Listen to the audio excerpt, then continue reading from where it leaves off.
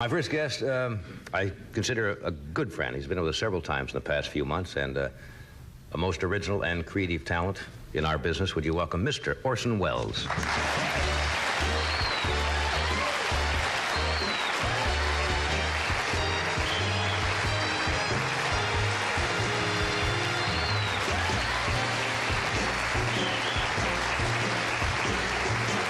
Welcome back.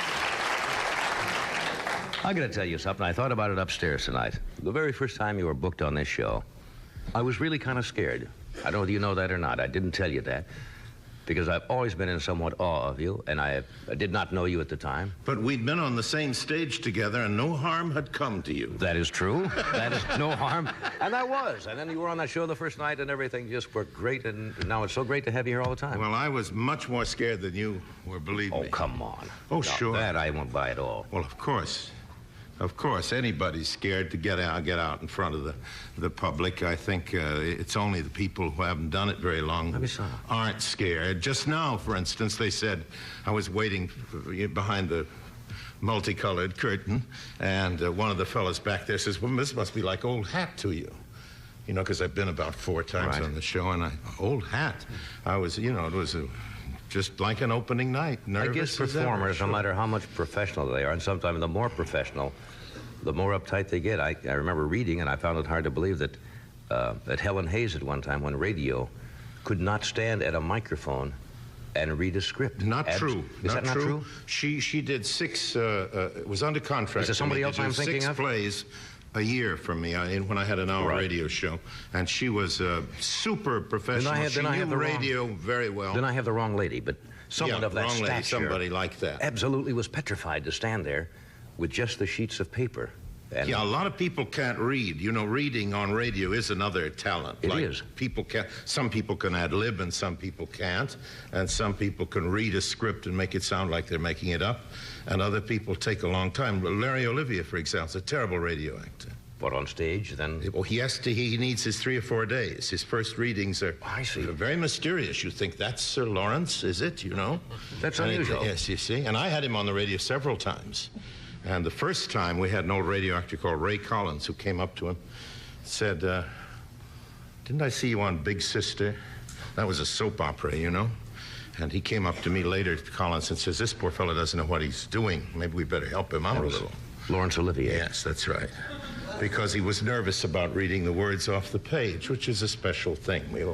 I drive home now after the show, and one of the stations out here has been playing a lot of the old radio broadcasts. Suspense and a lot of the original comedy shows and drama shows, the Lux Radio Theater. And you realize what a wonderful medium radio really was when it was done well. Dramatically, it was, I don't think there's any medium better, because it, first of all, it did what television doesn't do. It made people listen and pay attention, because as we are talking, the great majority of our public may well be wandering about the room or up to something else. But on radio, they couldn't follow it at all unless they were really following it. That's true, and the imagination really had to take over. And that's why a lot of things on television they could never do as well. For example, I don't think on a television show they could do a really horror or mystery type of thing as well. No, because your own imagination would do it. Because they can't create those special effects that's in the mind all the time when you hear it. Oh, yes. Those were great days. I had intended to bring a little magical illusion with me, and I put it in the wrong jacket. No magic tonight? So no magic tonight, and I had also told myself that I would do what Mrs. Temple used to tell Shirley before every take, and I find I'm not doing it. Do you know what she used to say? No. This is really true. Just as they put that slate on, you know, take number 4, whatever it is, Littlest Rebel. She'd say, sparkle, Shirley. Sparkle, Shirley. So that's what I told myself behind the curtain. Sparkle, Orson.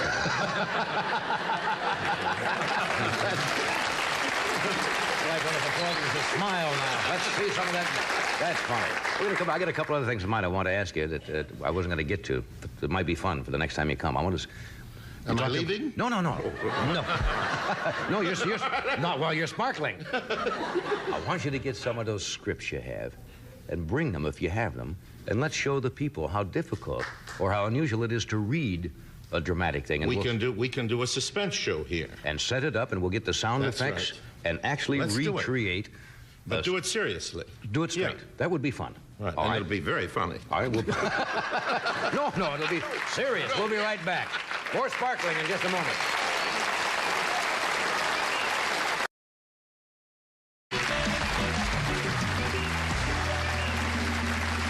We're back. Orson and I.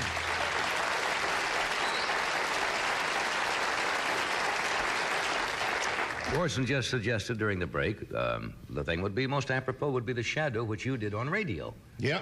The Shadow. Remember that One of the series? Now, in those days, it was interesting. The shows were live on radio, most of them. Some of them were transcribed. No, network shows had to be live by law. Right. The only transcribed shows were syndicated shows and local ones. And you would play like maybe 5, 6, or 7 different shows, like in New York City, playing different characters on each one, right? Yes, and I found out that you can hire an ambulance in New York without being sick. No, I didn't know that. So I used to go from CBS to NBC and back again in an ambulance so I could get through the traffic in order to get from one soap opera to another, you know? And I wouldn't know what I was going to play. They'd hold an elevator open for me. I'd come in. They'd say, Studio 3. I'd go into Studio 3. They'd hand me a piece of paper. I'd say, what is it? And they'd say, 70-year-old Chinaman. And we're on the air. I didn't know how it turned out, what happened, anything. I was a 70-year-old Chinaman. Just go right in. We're talking about first readings. That's radio reading. And, of course, radio actors like myself, that first reading is the best one. We haven't got anything better after that. You just go do it. What would happen when you do a fluff? Now, there had to be times when the lines would... Oh, yes. We had, I remember one morning, we used to do a show in my poorest days in radio when I had only one show to live on. Joe Cotton and I were both living on $18.50 a week, which was the fee for this. It was on what's called sustaining, and it was the School of the Air. The School of the Air. The School of the Air. And one morning it was about the Olympic Games in Greece. And the lady authoress, an unmarried woman in her late 60s, was sitting in this tiny studio with an organ and the rest of little cast of 6, and we picked up the script, pretty badly hungover, I may say, and went on the air live with dialogue that went like this. Ah, Pythias, you have the biggest lance in all Athens. Can you throw it over your shoulder? Let me see your discus, you know. And all perfectly clean, unbleepable stuff, but we were only about 6 minutes into it when they had to just play organ music. We were all on the floor because the spinster lady didn't know why. We thought it was all so dirty. And when we finally came to a line where I had to say, barrels and barrels of pith. Organ music up and out. Organ music, and I never worked for School of the Air again, nor did Joe Cotton. We starved for a month. Off the School of the Air. We were written out. They did wonderful things in those days, and not all the stories are apocryphal. They're true. The craziest are true. They undressed Bill Stern once. You know that story? Yes, I was there. Bill Stern was one of the great sportscasters of all times, and he was at NBC, I think, at the time, and somebody went out to a studio tour, and while he's on the mic, they removed his trousers. Oh, yes. Now, there's nothing he can do. He is on the air. That was Frank Reddick. They're pulling his trousers down, and he's saying, in the meantime, the score on the Browns. Right. They pulled his trousers off. Now they go out into the hall, and there's a studio tour, and say, by the way, you better drop by 8H. Stern's doing the sports. And all these people walk by the window where he was sitting there in his shorts doing the thing. Wonderful things like that. Setting the script on fire was an old device, wasn't it? Yes, and then we used to do a lot of shows in front of an audience, all dressed up in evening clothes. I never knew quite why. Give it a dramatic thing, you know, the Philip Morris Hour and things like that. And we had a very dramatic director called Charles Martin, who used to give very dramatic cues, and he was, you know, the Toscanini of the radio directors. So the audience would be aware he's there. And he'd see him in his dinner jacket doing all of this. And I used to repeatedly pretend to drop my script and lose my pages before it came to my time in order to spoil his act. You see, because I'd drop all the pages and we'd all be picking them up saying, oh, that isn't it, must be this, and so on. Then while he was looking away, I'd get the real script out of my pocket, you see. That could be heart attack time. Yeah, heart attack time. But he gave us a rough time during rehearsal, so we felt he had it coming to us. But it was very funny. Sponsors in those days. Over and over again, radio actors would be barred forever, not allowed ever again to work on a show because it was a Camel show and they opened up a package of Chesterfields or something. That's how seriously they took it at that time. Just the package in your hand, blackballed forever. In radio, a medium where nobody could see anything. I remember once when I was in radio in the Midwest, a favorite device there was because we didn't have a news editing staff or anything. We would just, pull it off the teletype, and the AP or UP would come in on the yellow sheets of paper, and the radio announcer, Ed knows this, would tear it off, and you go into the news, and you read what the stories are. They would type in, they would get a sheet, and in the middle of the news, they would type in some horrendous, obscene story that you didn't know the end of it until you were about halfway through, and then, of course, your eyes would drop down, and you'd say, in Cedar Rapids, Iowa today, Mr. William Scranton went into the barn, and all of a sudden you'd see what's coming. And you'd say, we'll be back to that story in a moment, but first, terrible things like that. Yes. But you would be halfway through the story before you realized you'd been had. We had an announcer. I had for years. I had a show for Campbell Soup, which was called the Campbell Playhouse, and we had an announcer called Chappell. Ernest Chappell. Ernest Chappell had a very earnest and dramatic voice, and he used to rehearse his commercials very seriously, and there was a running line for a year, which was, as sure as you like chicken, you like Campbell's chicken soup. Now, I had been sent by somebody a copy of the Poulterer's Gazette, in which Campbell Soup was advertising for old roosters.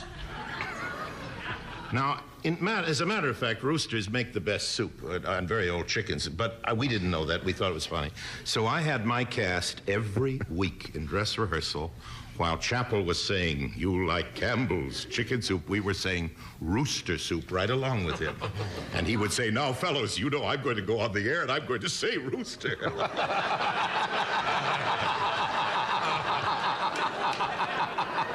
He did. He did.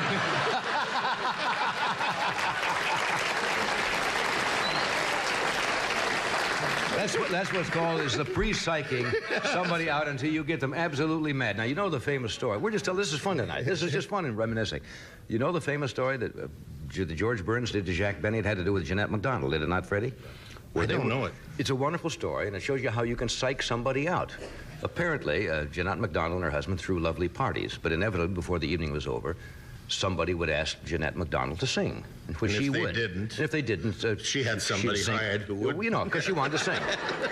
So George used to say to Jack Benny, 3 days before the party, he'd say, Jack, when Jeanette MacDonald gets up to sing at the party, don't laugh. It would be very embarrassing. He'd call him the next day.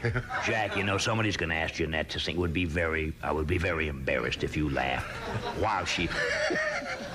Sure enough, so they're at the party and somebody says, Jeanette, would you sing a song? And Jack goes right out. It was all over. He was physically unable not to explode with laughter. I know that's true, as it sounds like George, for one thing. He was. And Jack also you could get him quicker than anybody who ever lived. Was a great patsy for George. Oh, he was one of the only great comedians who really enjoyed other comedians. Right, he did. You do too, but they're so rare, the people, the really good comedians because of that false laugh, if you've ever watched them. Oh, trying to break up. That's right. Hang on a second. I like your I used that in Grossingers in 1939. I like your Ernest Chappell reading of the chicken soup. What is that again? If it's as sure as you like chicken, you like Campbell's chicken soup. Rooster, chicken, rooster. Oh, I got another story. I got another one come to mind. Oh, this is more fun. Ed Hurley, one night. I've told a story on the air before. Ed Hurley, who does the Kraft cheese commercials and has for years of the Kraft Playhouse, had the actor Seshua Hayakawa, and they had fit in. He's in the booth. You're in trouble now. No, he's absolutely... And, of course, Ed Hurley has this wonderful rhythm in his voice, and he's just finished how to make this wonderful cheese and send for the booklet and 50 ways to prepare Kraft cheese. And he's in the booth sitting like this, and it's the end of... the credits are coming over the crawl. And Ed Hurley, he says, next week we have the bridges of so-and-so and so-and-so starring that magnificent actor, Sesha Kawaka. And you heard this, he said, I mean, of course, Sesha Kuiwa. And now you hear just a little bit of a in the booth. And Ed now comes on to try to really bail himself out. And he says, you'll have to, excuse me, ladies and gentlemen, but I've always had a little problem with that name. But, of course, I'm talking about Sesha Wakaduma. He did it 3 times in a row, and I fall out of the chair. I am absolutely... By then it was all... He couldn't get it if Hayakawa was there. He couldn't have got it. I had a show called The Cornstarch. I was the voice of Cornstarch. Oh, you're putting me on now. I kid you not, and it was one of my first really good jobs because it was 5 days a week, $75 a time. All I had to come in was read a poem while the singing strings of somebody or other played, and I'd read this thing. And I had to write a little thing about the poem before I would read it. It was a 15-minute spot for the housewife at noon. And I had been up about 3 nights without being to sleep for overwork, as you may imagine, and came in one day, and it was a poem they picked for me by Robert Browning, and I couldn't understand what it was about. And I didn't know what to say about it. And I remembered a line from a play that I'd been in, The Barretts of Wimpole Street with Cornell, when she says to Browning, who was a character in the play, what does this poem mean? And he says... kind of a funny line that he really said in life. When this was written, only God and Robert Browning know what it meant. Now only God does. So I thought, I'll say this. The ladies will enjoy it. So on singing strings. And all the sponsors, and the smaller a show was, the more sponsors would be in a of course, in a room, you know, were gathered. And I said, good morning, ladies and gentlemen. This poem puts me in mind of what the author said originally, that when this was written, only Brob and Grobbit breeding.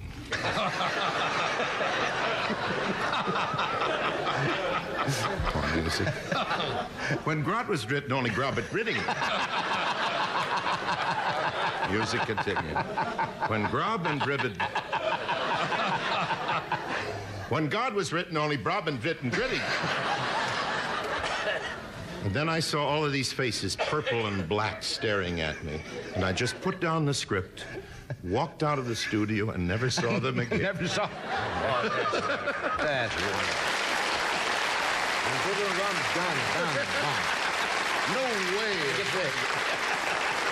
So once you're into it, there is no way to recover except leave and come another day. Hey, I thank you. I understand you have to leave early. I have to leave early, and I have to say, you made a remark there that there were 2 people by the name of Orson Welles. That's true. And, I mean, by the name of Orson. And, of course, neither of those statements is true. Who's another person named Orson? You see, there is nobody named Orson. It's like saying, you know, they make champagne in Argentina. Figure that one out. Robert Browning, Dolman. Yes. No, there is a deep message in that, because... the very talented fellow, and I wish he weren't, who's following me with this name, Orson Bean, you know, was really born with a very straight name. His name is actually Wilmot Entwistle.